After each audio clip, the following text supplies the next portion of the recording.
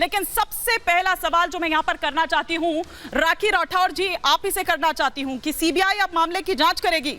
सरकार भी कोर्ट के आदेश के बाद जागी है, लेकिन लग रहा है, उम्मीद जग रही है कि हां, उन बेटियों को, देश की बेटियों को इंसाफ मिलेगा।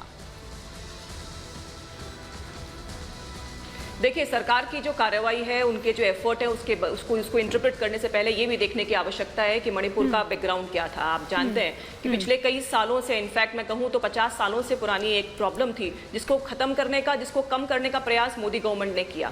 आपने खुद ने देखा कि पिछले 6 सालों में वहां पर कोई ऐसी घटना नहीं हुई। अगर मैं यूपीए गवर्नमेंट से कंपेयर करूं तो उनके पूरे 10 साल के कार्यकाल में पूरे नॉर्थ ईस्ट में 8,500 से ऊपर घटनाएं हुई, 2,000 से ऊपर लोगों ने अपनी जान गंवाई। मणिपुर अकेले में 4,700 घटनाएं जो है वो लगातार हुई यूपीए गवर्नमेंट में, और हमने उसको 1600। लेकिन जब आप कंपेयर करने लगती है, कंपैरिजन पर हम आएंगे, अभी तो जवाबदेही आपकी बनती है, इसीलिए मैं आपसे ये सवाल पूछ रही हूँ। जब आप कंपैरिजन पर उतर जाती हैं, इसका मतलब कि आपके पास कुछ है नहीं कहने को, आपके पास जवाब नहीं है, इसीलिए आप कंपैरिजन मतलब पीछे चले जाते हैं। सबसे अच्छा ये है कंपैरिजन, मैम कंपैरिजन तो उस पर आऊंगी। आपको मेरा कंपैरिजन तब खराब लगता है जब मैं राजस्थान से, बिहार से, बंगाल से या फिर कर्नाटक से इसका कंपैरिजन करती हूं। हाँ, तो मुझे बताने दीजिए कि 6 साल के अंदर हम लोगों ने किस तरह से इंप्रूवमेंट लाने का प्रयास किया। और आज भी ये बात आपकी रिपोर्ट में साफ दिखती है कि आदरणीय प्रधानमंत्री जी ने लगातार इस पे मॉनिटरिंग करी। हर दिन उन्होंने लगातार इसको चेक किया कि क्या हो रहा है। 93 का वो दंगा भी मुझे याद है, जब वहां पर जब दंगे हुए 750 से ऊपर लोगों ने अपनी जान गंवाई। कोई होम मिनिस्टर, कोई प्राइम मिनिस्टर, कोई स्टेटमेंट नहीं है, कोई नहीं गया वहां पर। लेकिन अभी भी हम उस बात को नहीं, हम उनसे अलग है, हमारी पार्टी अलग है, हमारा काम करने का तरीका अलग है। और इसीलिए इस बात का विश्वास है कि आगे चल के जब इसकी कार्रवाई पूरी हो जाएगी तो निश्चित तौर पे पाताल से ढूंढ करके हम लोग लेकर के आएंगे जिन्होंने ये पूरा काम किया। आपने खुद ने देखा कि दोनों समुदायों के बीच में, और वो पाताल से ढूंढ कर लाने में कितना टाइम लगेगा। और राखी जी, बफर जोन बनाए जा रहे हैं और बहुत जगह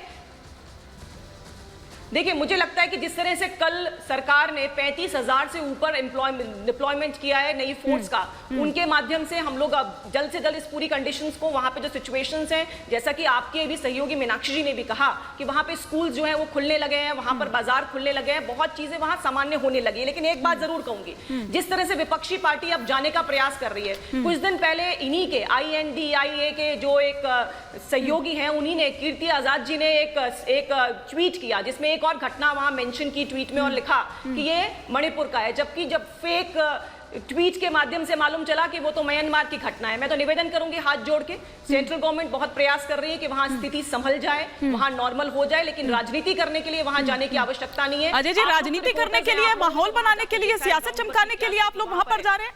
आपको सुरक्षा दी जाए या वहां पर जो आम लोगों के साथ जिस तरह की स्थिति हो रखी है उनको सुरक्षा दी जाए?